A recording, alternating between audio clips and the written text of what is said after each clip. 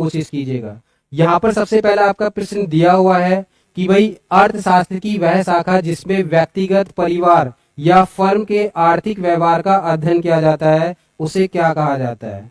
आपके सामने ऑप्शन है समष्टि अर्थशास्त्र, व्यष्टि अर्थशास्त्र, लोक वित्तीय या विकास अर्थशास्त्र। चलिए कमेंट में आंसर दीजिएगा। चलिए जुड़ते रहिए। पहले वाले का आंसर दीजिएगा सबसे पहले। यहां देखिएगा व्यक्तिगत बात हो रही है, व्यक्तिगत।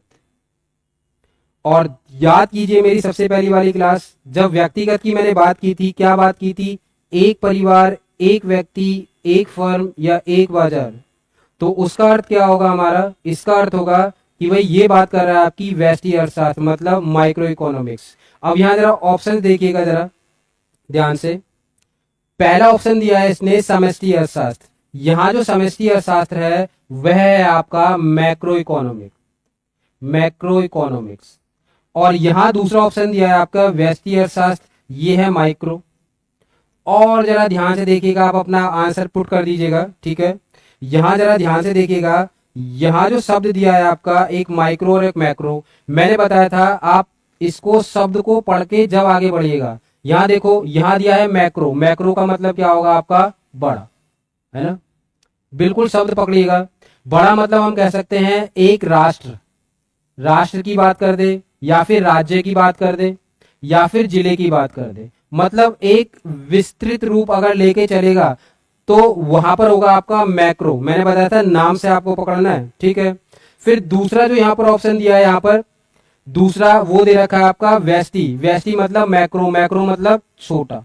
और मैंने बताया था आपको यहाँ पर, क्या बताया था कि भाई एक व्यक्ति, है ना, या तो एक व्यक्ति की बात हो या एक परिवार की आप बात कर रहे हैं, एक परिवार की, या फिर एक फर्म की आप बात कर रहे हैं, या फिर आप बात कर रहे हैं एक बाजार की, एक बाजार।